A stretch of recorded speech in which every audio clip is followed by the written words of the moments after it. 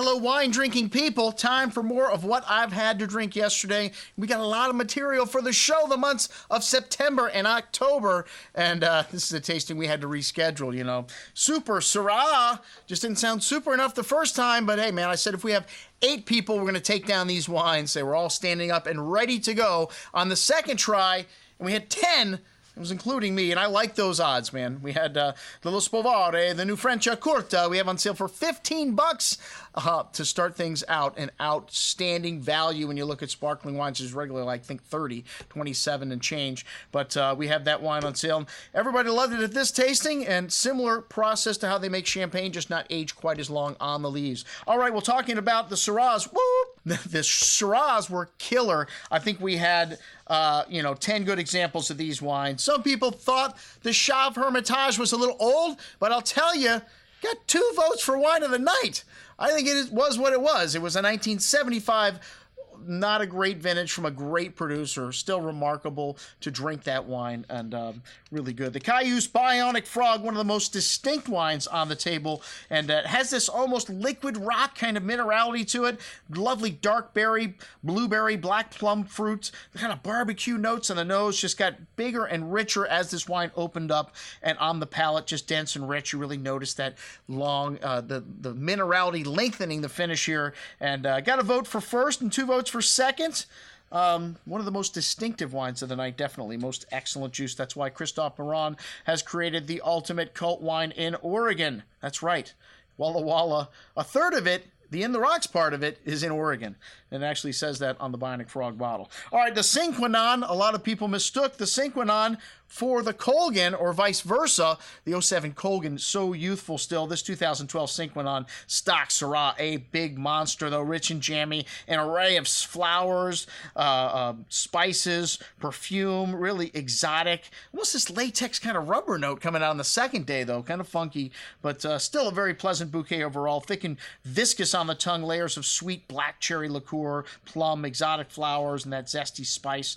Big, but still quite balanced. Most excellent juice. I would imagine that would age quite well. The Tenuta El Bosco Sera. We did these wines blind, by the way, and this wine, the cheapest wine on the table, but it received 3 votes for second place, making it one of the most popular. I would say it's drinking at its peak right now. Some dried herbs, tobacco, red plum fruit, some earthy, the herbal side really showing on this wine, and a little bit of that black pepper spice, but not like in the Hermitage. And the Côte Rôtie definitely showing that bacon character. Fontodi Syrah was mistaken for the Hermitage last year from Djibouti by yours truly. This wine, not mistaken by anybody for anything. It got no votes, but I thought it was still most excellent.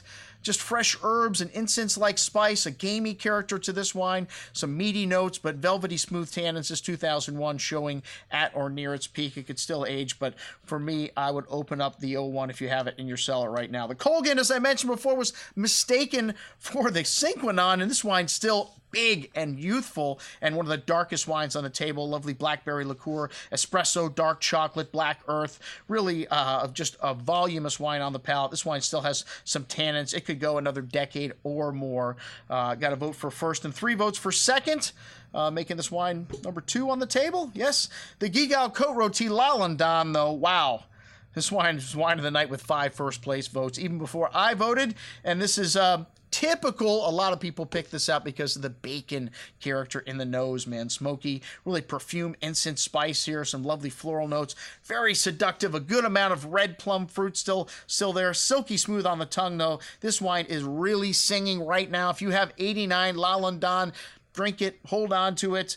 Man, you don't want to miss it, though. I would say it's drinking beautifully right now. The wine of the night, killer juice. 89 Penfolds Grange. This wine, easy to pick out, I would think, because of the American oak. The only wine with American oak has some coconut, some dill notes to it. The 89 Grange, drinking beautifully, though. Sweet tobacco spice, milk chocolate, little eucalyptus-y notes there as well. Silky smooth, but jammy fruit. This wine's still a lot of richness and a long ways to go. Most excellent juice. The Chave, as I mentioned first, Some people thought it was a little old, and I didn't think this wine was off at all, showing some dried meat-like characters, hardly any fruit left in the bouquet. This wine, a bit too old for me, but like I said, it got 2 votes for first place, and still hanging in there, and on the second day, still very nice. Had a little bit of that peppery spice, but classic Northern Rhone. Very good juice. That's what we had to drink at our Super Syrah tasting. I'm your host, Andrew Lampasoni, signing off for the Wine Watch, saying, remember, always drink the good stuff first.